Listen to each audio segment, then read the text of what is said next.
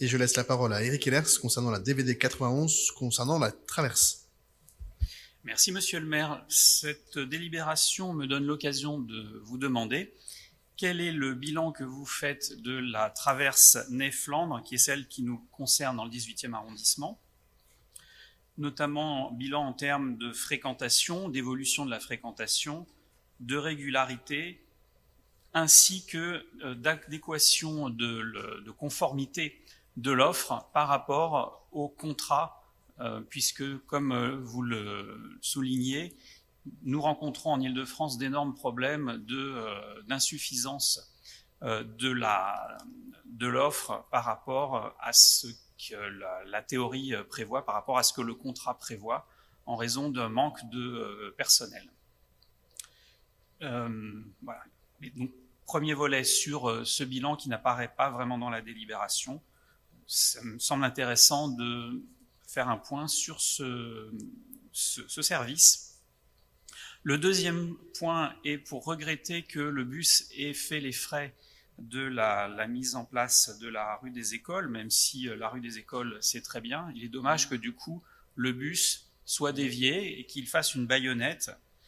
L'exposé des motifs indique qu'il n'y a ni allongement du temps de parcours, ni perte d'arrêt, certes, mais il y a toujours une augmentation du risque que le bus soit bloqué quand il doit faire des tours et des détours, notamment quand il y a des changements de direction, et également une perte de lisibilité. Donc c'est un peu dommage.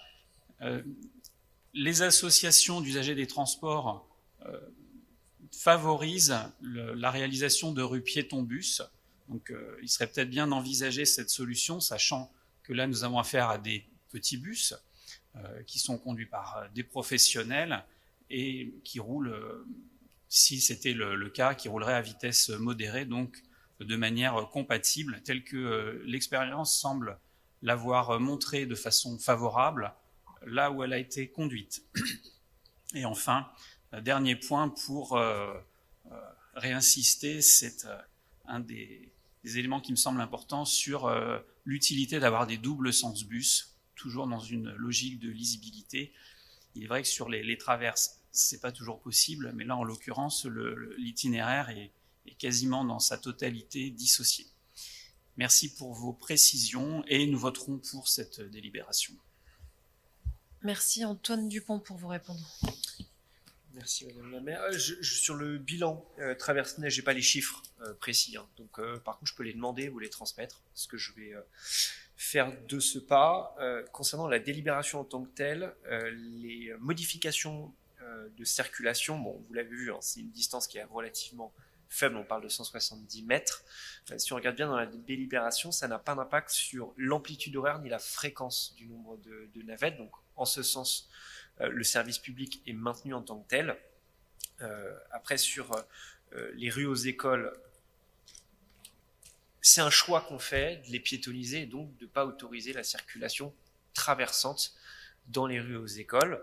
Vous l'aurez compris, il est difficile à Paris, compte tenu du comportement de certains, grande majorité d'ailleurs des automobilistes parfois, de laisser ouverte une rue aux écoles parce que ça serait une voie de passage extrême. Alors, que pour les bus, certes, mais en fait, il faut quand même une contrainte physique.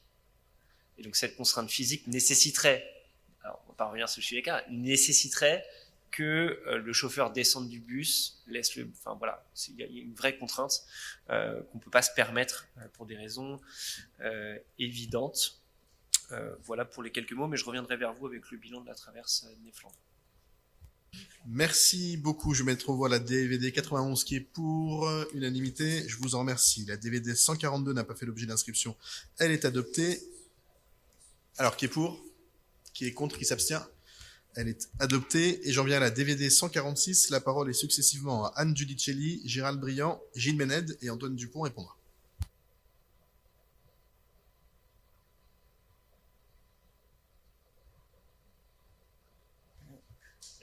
C'est bon. Merci, monsieur le maire. Effectivement, l'exposé des motifs est assez alléchant puisque le principe donc de cette convention de subvention dans le cadre d'un programme européen, part du principe que le financement d'à peu près 2 millions d'euros permettra donc à la ville de Paris de faire en sorte que en fait, les actions à mener, en l'occurrence la pérennisation de trois pistes cyclables, dont celle qui nous intéresse plus particulièrement en 18e, à savoir Porte de Clignancourt et Porte de Clignancourt, et l'autre c'est ça va me revenir. Vous allez m'aider. Je pensais que vous présenteriez le programme en amont, c'est pour ça. Dans l'anneau, voilà, merci. C'est la fatigue, pardon. Et donc, c'est assez alléchant, je disais, puisque ça promet de participer à un meilleur partage de l'espace public, de répondre aux exigences de développement durable en favorisant les mobilités douces, et enfin de favoriser l'accès au vélo donc dans ces zones, en créant des infrastructures sécurisées. Donc, ça renvoie un petit peu au début de ces... Qu'est-ce qu'une pérennisation? C'est le fait de rendre durable quelque chose qui a été initié et qui existe de façon, je dirais, au coup par coup, et un peu et de façon provisoire, effectivement.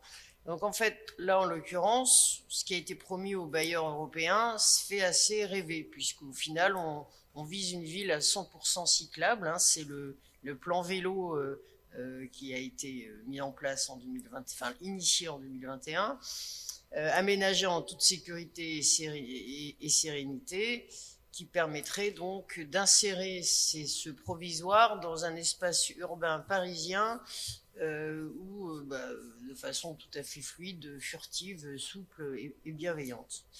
Donc en fait, tout cela, on a envie d'y croire, et c'est vrai que ça fait envie en fait, mais il faut constater néanmoins que depuis le lancement de ce plan, donc à peine 15% des aménagements de la ville ont été réalisés dans ce sens, ce qui a livré en fait pendant toute cette époque les vélos et leurs petites cousines, les trottinettes, au cœur, mais aussi au cœur du chaos de la circulation parisienne, dont ils sont autant victimes que partie prenante. Donc en fait, il y a eu l'idée que les vélos, ce sont nos héros, qu'ils portent haut l'étendard des promesses de vie meilleure. Alors pourquoi les sanctionner lorsqu'ils s'affranchissent du code de la route au détriment de la sécurité des piétons, des bus, des autres vélos et des véhicules professionnels et des voitures, même lorsqu'elles sont devenues électriques. Donc c'est un petit peu longue vie au réseau vilain-politain, et le choix du laisser-faire dans ce chaos généralisé doit avoir des vertus électorales, j'imagine, à court terme, en tout cas peut-être moins à long terme. Alors est-ce qu'on peut tabler sur une situation qui serait juste de nature transitoire, à défaut d'être provisoire en attendant qu'elle soit pérenne? On aimerait bien, sauf que là aussi arrivent les Jeux Olympiques de 2024, avec son lot évidemment d'aménagements spécifiques qui vont être aussi coûteux, également d'accès routier restreint, avec des flux circulatoires problématiques pour les véhicules prioritaires notamment, avec tout ça générant, comme on le connaît déjà, des blocages de routes, des congestions polluantes qui repoussent bien loin l'accomplissement de ce projet d'une capitale affable, attractive et qui sent bon. Du coup, on peut quand même s'interroger au vu des erreurs passées. Je pense évidemment au cas d'école du boulevard Magenta et ses 23 millions d'euros. Également de la rénovation de la place de la République, avec au final 24 millions d'euros, dont une partie est à refaire parce que précisément ça a été mal pensé, et que, ironie de l'histoire, c'est finalement pas très... ça comporte un certain nombre de dangers pour les cyclistes et les piétons. Enfin, j'en passe. Donc, en gros, dans ce contexte, valider la pérennisation de la piste cyclable, donc on l'a dit, en anneau et Porte de Clignancourt, ça revient à pérenniser le chaos. Non, nous ne sommes pas contre le vélo. Nous sommes pour une mobilité partagée, respectueuse, où des règles s'appliquent à tous, à défaut d'un choix de mobilité urbaine qui en fait contribue à dresser les populations mouvantes les unes contre les autres. Donc pour cette raison, nous nous abstenons. Et même, j'ose le dire, nous votons contre, parce que vous connaissez nos ambitions et qu'elles ne sont pas celles qui ont été choisies ici. Merci. Merci Gérald Briand, puis Gilles Ménède. Oui, je vous ai écouté attentivement. J'ai pas tout compris. Est-ce que vous êtes pour le vélo, mais contre les pistes cyclables? Oui, mais c'est ça, c'est pour ça que j'ai pas compris. Mais ça avait l'air soutenu, mais j'ai pas compris, quoi, parce que D'accord, ok. Non, c'est le froid. Je vais mettre ça sur le compte du froid, alors. Juste pour dire que, évidemment, la question du vélo et des mobilités douces est un combat qui est devant nous.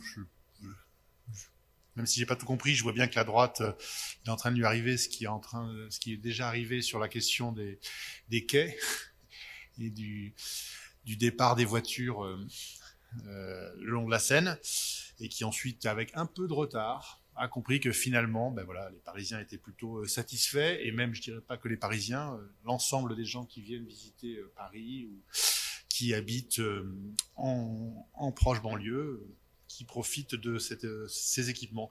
Je crois que il va falloir faire plus, mieux. Nous, d'ailleurs, sur le sujet qui m'incombe, moi, c'est-à-dire celui de la restauration scolaire, et dans le tube, le fait d'une livraison qui soit sur mobilité douce. Donc nous, on est évidemment très intéressés au fait qu'on avance sur ces chantiers-là, parce que ça veut dire que des petits containers, après on n'a pas beaucoup de distance en vrai, hein, c'est pas très compliqué entre à la fois le lieu de livraison et le lieu de départ, ce ne sera pas de grande distance, mais c'est vrai que tout ce qui va être en termes de nouveaux équipements est vraiment très intéressant. Après, je crois qu'il y a une forme de volonté politique à avoir, et oui, c'est pas simple. C'est pas simple d'imaginer la ville de demain, d'imaginer les transports de demain, mais je pense que de toute façon, on n'a pas le choix. Donc, on ne peut pas continuer avec des voitures individuelles. Donc, il faut que chacun commence à anticiper ça, même avec la culture que chacun a. Des fois que ça peut être un petit peu compliqué, mais en l'occurrence, il faut aller de l'avant. Donc, il faut plutôt être proactif et essayer de faire confiance sur ce qu'on peut construire. En plus, moi, je vous le dis, j'ai eu un accident de vélo, moi, il y a pas loin de 2 semaines, où je me suis fait rentrer dedans non, pas par un vélo, ni une trottinette, par un scooter. Donc, en l'occurrence, elle arrivait par derrière, tout ça. Donc, j'ai vécu dans ma chair le manque de pistes cyclables. Encore faut-il que le scooter ne décide pas d'aller sur la piste cyclable, ce qui est des fois possible. Mais donc, on a besoin de plus d'équipements, on a besoin d'investir, on a besoin de tester des choses. En l'occurrence, il y a des fois des dessins et des plans qu'on dessine, et puis il faut que la vie aussi intervienne, il faut que ça soit corrigé. Parce que des fois, on s'aperçoit qu'il y a à l'usage, il y a des bêtises qui sont faites, ou il y a des choses qui n'ont pas été prévues, donc c'est pas grave. Enfin, c'est pas grave même si des fois ça coûte un peu d'argent et de refaire, mais on a besoin de ça. Donc, moi, j'invite vraiment à être proactif là-dessus, parce que de toute façon, je crois que tous, nous n'aurons pas le choix, et puis tant mieux, on va dire. Gilles Ménède. Merci, monsieur le maire. Alors, évidemment, moi aussi, je veux faire une petite intervention en soutien à ce financement du Fonds européen de développement régional dans le cadre de l'initiative de l'Union européenne de soutien à la relance suite au Covid. Ce financement, effectivement, de 2 millions d'euros, il permettra d'accompagner la pérennisation de nos coronapistes créées à la hâte au printemps 2020 après l'épisode de Covid. Et je suis très heureux d'ailleurs de voir que les travaux avancent et avancent bien avec la pérennisation de la coronapiste de l'avenue de Saint-Ouen, celle actuellement en cours du boulevard en Anneau et de l'avenue de la Porte de Clignancourt qui est déjà réalisée, et celle de la rue de la Chapelle et de la rue Marc-Zormois qui vont être faites dans le cadre des travaux de la rue de la Chapelle. Donc je veux simplement ici saluer cette action de la ville de Paris de recherche de nouveaux financements qui fait qu'on ira plus vite et plus loin avec ces subventions, cette convention, ce cofinancement de l'Union européenne. Alors, pérenniser les pistes cyclables, moi non plus, j'ai pas tellement compris. J'ai très bien compris l'intervention de Gérald Briand et je suis sûr que j'arriverai à comprendre celle d'Antoine Dupont. J'ai pas très bien compris les arguments évoqués par la droite, notamment sur pérenniser les pistes cyclables, c'est pérenniser le chaos. Moi, j'ai plutôt envie de dire que pérenniser les pistes cyclables, c'est mieux partager l'espace public entre les piétons, les vélos, et les automobiles. Donc ça, c'est plutôt ça que j'avais envie de dire. Pérenniser les pistes cyclables, c'est aussi, et ça a été déjà dit, une des nombreuses actions de notre plan vélo, mais Antoine Dupont vous en parlera mieux que moi. Moi, je veux surtout dire que on accélère depuis la mandature précédente, qui avait eu un montant de 150 millions d'euros à l'échelle parisienne. On avait dans le 18e réalisé notamment la vélorue Marcadet. 250 millions d'euros sont prévus dans cette mandature pour faire comme une ville 100% cyclable. De nombreux aménagements cyclables sont prévus, des pistes cyclables, la généralisation des doubles sens. Donc tout ça va dans le bon sens, de même qu'avoir des stationnements avec des stationnements sécurisés, des arceaux nouveaux, enfin tout ça, tous ces actions qui sont là pour faire en sorte que le vélo prenne toute sa place à Paris. Et nous allons, avec toute l'équipe, soutenir l'écosystème vélo avec la mise en place de nouveaux apprentissages de vélo pour les enfants, pour les adultes, et on le voit aussi pour tous les propriétaires, tous les locataires, des aides à l'écomobilité dans les copropriétés privées ou également chez les bailleurs. Donc voilà ce que je voulais dire. Bien évidemment, je me répète, ce cofinancement donc du FEDER d'environ 2 millions d'euros nous permet d'aller plus vite et plus loin dans l'application de notre vélo, et je veux saluer donc cette initiative de la ville de Paris et de nos collègues David Béliard et Antoine Dupont. Merci. Antoine Dupont. Merci, monsieur le maire. Je regrette encore une fois que la droite s'enferme dans le passé alors que nous essayons de penser l'avenir. Alors, je vais prendre 4 éléments que vous avez évoqués. Le partage de l'espace public. C'est intéressant parce que vous avez déposé d'ailleurs ce soir, je crois, une question orale sur, je cite, l'usage anarchique des trottinettes dans l'espace public. C'est exactement pour ce type de problème que nous essayons de mettre en place des infrastructures avec des usages qui sont clairs et définis dans l'espace public. La majorité des accidents viennent du fait que les flux sont mélangés et qu'il faut à la fois que ce soit pour les cyclistes, pour les piétons, mais aussi pour les automobilistes, les bus de la RATP, etc., essayer de clarifier la répartition dans l'espace public parce que nous faisons face à l'émergence de beaucoup d'usages dans l'espace public dans un arrondissement qui est extrêmement dense. Donc je ne comprends pas pourquoi, encore une fois, vous remettez en cause l'objet de cette délibération qui est justement de clarifier les usages et de sécuriser l'espace public. Vous prenez le chiffre de 15%, vous dites 15% des aménagements ont été réalisés, et vous citez en fait l'observatoire du plan vélo qui a été mis en place par Paris-Ancel, et donc c'est 15% des aménagements, et c'est 39% du mandat qui est passé. Il ne vous aura pas échappé que quand on fait un plan d'aménagement dans l'espace public, quand on fait des grosses infrastructures comme l'avenue de Clichy, l'avenue de Saint-Ouen, boulevard Ornano, porte de Clignancourt, finalement, le temps du projet, qui est le plus long, c'est pas forcément les travaux. C'est les instructions techniques, c'est l'ingénierie, c'est les réunions publiques. Et donc c'est normal, in fine, qu'à ce stade du mandat, nous soyons qu'à 15% alors que le mandat est à 39%. J'ai aucun problème, mais vraiment aucun problème, à vous assurer que l'ensemble du plan vélo, dans notre arrondissement et à l'échelle de Paris, sera mis en place en temps et en heure. Un projet d'ingénierie, quand vous faites des travaux, vous faites un bâtiment, vous voyez bien qu'il y a des mois et des mois, voire des années d'instruction technique, d'ingénierie, ce que ne prend pas en compte vos 15%. Vous citez Magenta. Magenta, comme d'autres boulevards, ont fait l'objet effectivement d'aménagement cyclable il y a un moment. Et en fait, on est exactement dans la même configuration aujourd'hui. Vous dites, pas vous là ce soir, mais beaucoup de vos collègues disent que les aménagements sont trop importants par rapport au nombre de vélos. C'est souvent l'argument qu'on entend. Mais moi, je suis sûr que dans 15 ans, vous allez nous dire, vous voyez, l'aménagement que vous avez fait, il n'est pas du tout adapté aujourd'hui aux besoins des cyclistes. Pourquoi ? Parce que quand on fait un aménagement à un instant T, évidemment qu'il n'est pas adapté au moment où on le fait. C'est une évolution dans le temps. Un aménagement, ça dure 20 ans, 30 ans. Il évolue avec le temps. Boulevard de Clichy, c'est la même chose. Vous allez le matin, c'est très difficile de se déplacer, de se doubler sur le boulevard de Clichy. Mais à raison, parce que quand le boulevard avait été fait, il y avait le même argument. C'est disproportionné, c'est dangereux, etc. On est toujours sur les mêmes argumentaires. Et vous parlez du respect de la mobilité. Mais vous oubliez, et des usages, vous oubliez de citer une chose, c'est que beaucoup d'infractions de la route n'émanent pas forcément des cyclistes. Ils émanent des automobilistes aussi. Quand un automobiliste met pas le clignotant, et que vous êtes en vélo juste à côté, vous risquez votre vie. Vous risquez votre vie. Ok? Mais propose qu'on fasse c'est pas la un- réalité. Je propose C'est la qu'on fasse pas un réalité. dialogue. Je veux dire, quand il y a un accident entre un vélo et une voiture, je préférais personnellement être dans la voiture. Après, peut-être que je me trompe. Et je pense que l'accident de Gérald l'illustre. Donc voilà, c'était les 4 points que je voulais reprendre pour mettre les idées au clair. Merci pour tous ces éléments. Moi, je suis toujours à la fois frappé, et puis c'est très intéressant aussi de voir l'intensité des débats sur les mobilités. Ce débat, il oublie parfois un élément, qui est que, au fond, il n'y a pas que les élus qui décident. Et notamment sur les aménagements cyclables, la réalité, c'est que si nous en faisons autant, c'est que la pratique du vélo à Paris a énormément évolué. Et parfois, en réalité, on passe même un certain temps dans nos responsabilités municipales à courir derrière les changements de comportement. Et donc, il y a quelque chose d'étonnant à s'acharner, à faire comme si on n'était pas sur un sujet de dynamique de changement. Les Parisiens sont en train de changer. Et donc, nous, on s'adapte à ce changement.